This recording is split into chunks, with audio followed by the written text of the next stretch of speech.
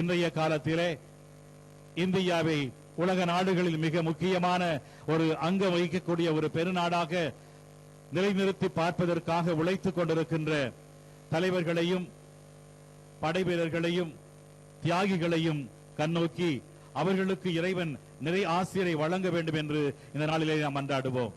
குறிப்பாக இந்த திருத்தலத்திலே நாம் இந்த பெருவிழாவை கொண்டாடுவது உண்மையிலேயே மகிழ்ச்சிக்குரியதாக இருக்கிறது. காரணம், நாம் எல்லாம் இந்தியர்கள். அன்னை மரியாள் எப்படி இந்த உலகத்திலே வாழ்ந்த மக்களுக்கு அன்றைய காலத்திலே உதவி செய்தாரோ, எலிசபெத் அம்மாளுக்கும் கானாவூர் திருமணத்திற்கும் அங்கே அன்னை மரியாளுடைய குரல் உதவி செய்தது. அவ்வாறு பயந்திருந்த அந்த அப்போஸ்தலர் மத்தியிலே கூடியிருந்து ஜெபித்து தூய ஆவியை பெற்று தந்த அதே அன்னை இதோ நம் மத்தியிலே வாழ்ந்து கொண்டிருக்கிறார். வருகின்ற பல்லாயிரம் மக்களுக்கு இறை ஆட்சியை, இன்றைய நம்பிக்கையையும் மன சுதந்திரத்தையும் வாழ்க்கையில் ஏற்படுகிற போராட்டத்திலிருந்து விடுதலையும் பெற்று தந்து கொண்டிருக்கிற இந்த அன்னையினுடைய விண்ணக பெருவிழாவை நாம் கொண்டாடுகிறோம். இந்த அன்னை மரியாள் மன்னகத்திலே இருந்து நமக்கு அருளையும் ஆசிரியம் தருகிற அதே நேரத்திலே விண்ணகத்திலே இருந்து நமக்காக பரிந்து பேசிக் கொண்டிருக்கிறார். நம்முடைய தேவைகளை, விருப்பங்களை, எதிர்பார்ப்புகளை எல்லாம் நிறைவேற்றிக் கொண்டிருக்கிறார்.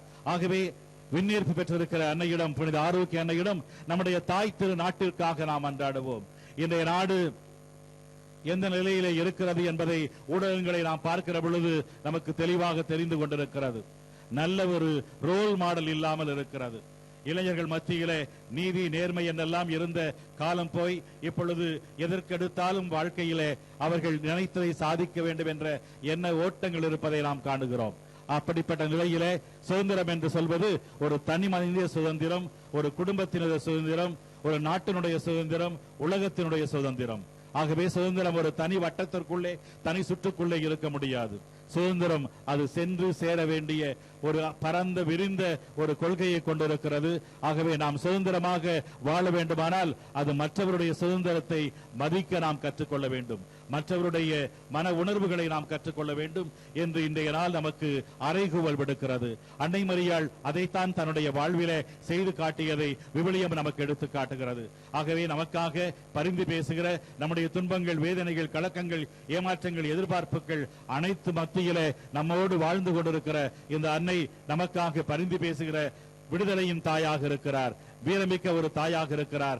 அங்கே சிலுவையின் அடியிலே நம்மை எல்லாம் சுவிகார மகனாக, மகளாக பெற்றுக் கொண்டிருக்கிற இந்த அன்னை மரியாள் நம்மை இன்னும் சுதந்திர மக்களாக, நம்பிக்கைக்குரியவர்களாக, நாணயமுள்ள, மனித நேயமுள்ளவர்களாக,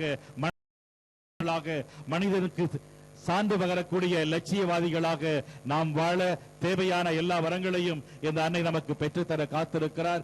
இந்த தாய் திரு நாட்டை, இந்தியாவை அன்னை மரியாள் நிறைவாக காத்திர வேண்டும் என்றும், ஆசீர்வதித்திட வேண்டும் என்றும், அருளாசிரை வழங்கியல் வேண்டும் என்றும், இறைமகன் இயேசு கிறிஸ்துவிடம் பரிந்து பேசி வாழ்வாங்கு வாழ எல்லா நிலைகளிலும் அருளாசிரை வழங்க வேண்டும் என்று அன்னை மரியாளிடம் அன்றாடுவோம். குறிப்பாக இந்த பேராலயத்திலே பணிபுரிகின்ற உங்கள் ஒவ்வொருவருக்கும் அன்போடு இந்த நாளிலே பெரும் மகிழ்ச்சியையும் நன்றியையும் தெரிவித்துக் கொள்கிறோம். பல இடங்களிலிருந்து மொழி தெரியாமல், இடம் தெரியாமல் வருகிறவர்களுக்கெல்லாம் நீங்கள் செய்கிற அந்த பாதுகாப்பு, சுகாதாரம், அவர்களுக்கு தேவையான அடிப்படை வசதிகளை செய்து தருகிற உங்களுடைய தியாகத்தை நாங்கள் போற்றுகிறோம். உங்களுக்கு இறைவன் நிறைவாக அன்னை மரியாளின் வழியாக ஆசீர்வாதத்தை வழங்குகிறார். ஆகவே இன்றைய நாளிலே இந்த சுதந்திர பெருவிழாவிலே மகிழ்ச்சியோடு ஒருவரை பாராட்டுகிற, மதிக்கிற, அன்பு செலுத்துகிற, ஏற்றுக்கொள்ளுகிற நல்ல மனிதர்களாக வாழ்வோம் என்று சூழ்நிலைத்துக் கொள்வோம். அப்பொழுது எல்லாம் நல்லதாக இருக்கும். இறைவன் நம்மோடு இருக்கிறார், அன்னை மரியாள் நம்மோடு வாழ்கிறார் என்ற அந்த உணர்வு